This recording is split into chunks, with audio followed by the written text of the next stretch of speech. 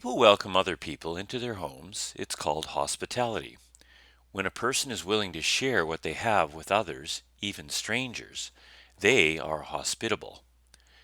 The people of Israel were well known for their hospitality, but during the time in which Elisha the prophet lived, people who loved God were not always welcomed as they should be.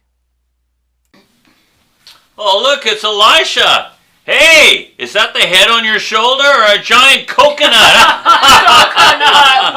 Whoa, I've never seen anybody Listen, fall like that. I don't know what you or your 41 little friends here want, but we're just passing through and we don't want any trouble. Yeah. Why do you guys always gotta mock Elisha every time we come through here? What? Don't you know he's a messenger of God and stuff? Like, come on, we're just trying Come to. on, Hey. just be quiet. Hey. Look, I don't know what you guys think that you're doing here, but we don't need this skin-headed servant of God. We have our own God, and he's pretty awesome. And his prophets tell us the stuff that we want to hear. Oh, you'd better be careful. Yeah. Unless you want to see whose God's more powerful and whose servant we are. Yeah. I do, actually. I'd love to see that, and I'd love to take that little skinhead of yours and crack it like an egg. Oh, I hope Whoa. you got some pepper. What's that noise? What? Oh, that looked gruesome. Yeah, no kidding. Why can't anyone ever treat us with hospitality? Like, seriously. I'd like to say I don't know, Gehazi, but it just seems like the further people get away from God, the less hospitable they are. Yeah. Let's go see if we can find anywhere to stay in this village here. As they entered the nearby village, a woman noticed the two strangers wandering through her town and immediately approached them and offered them something that they rarely experienced: hospitality. I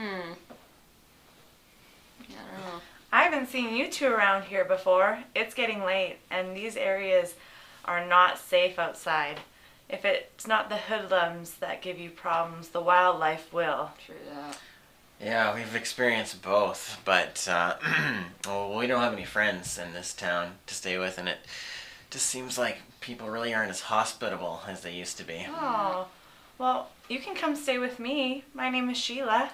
Oh, hey, Sheila, there's something you gotta know. Like, Elisha's a man of God. He's a prophet. Not a lot of people get that. So, people might despise you. They might hate you if you take him I in. don't care what people think. I'm a believer of the God of Israel. And hospitality is a way to live. It's the way to live. So, why don't you guys come on? It looks like it's been a while since you've had a good meal and a hot bath. Oh, yeah, I guess it has been a while. Yeah, well. I mean, yeah. In the next number of months, the Shunammite welcomes Elisha to her home again and again, and they become good friends. In time, the Shunammite and her husband even build an addition to their house for Elisha, so he will feel even more at home. Her generous and hospitable character does not go unnoticed, and one day Elisha discovers a way to bless her. Gehazi, Sheila's been so hospitable and generous to us. We need to do something to bless her. Yeah, I'm with you there, but, like, what do you think she needs? Like, you asked her the other day if there was something that she wanted, but, I mean, she's pretty well off, and she already said there wasn't, but let me just see here. Oh, you know what? Maybe there is something that she might want. What is it? Well, like, I don't know, I was looking around the house and stuff, and I noticed there's not any pictures of kids or grandkids, and, her husband's pretty old, and, like, she's getting old, too. Maybe she'd like a kid or something, like, I don't know. Wow, yeah, you're right. There are no pictures of her family around the house. Yeah. Man, I just thought that was because they hadn't made a camera yet, but I think you're right. I think she would like a child. Yeah, I got some good ideas. Yeah, no, go call her. Go All call right. her. I Sheila. feel like God's speaking to that. Here she is, Elisha. Hey guys, you wanted to see me about something? Sheila, you've been so generous and such a blessing to us that we wanted to do something for you as well. And so I've prayed and spoken to God, and He has told me that you are going to have a child within 1 year from now. Elijah, please don't deceive me. I have wanted a child my entire life to love and care for. It's just not possible for me. It may not be possible for you, but it's easy for our God. To the surprise and amazement of everyone who knew her, Sheila gives birth to a son. That child grows and flourishes in the home of his hospitable mother, but one day something terrible happens. Help! It looks like my baby's not breathing. Ah, he's not breathing. I think he's died. Oh my gosh, he's died! Ah! We need to get to Will's gone. Oh my gosh, we need to get to Mount Carmel. Riding as fast as she could, Sheila finds Elisha and tells him what has happened. Racing back to the house with the boy's distraught mother, Elisha sends everyone out of the room.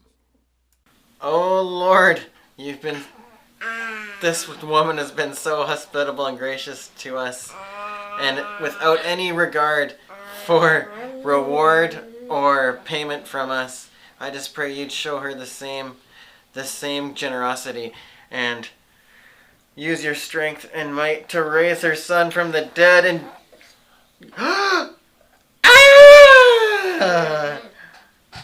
Sheila, come here quick! Oh my goodness!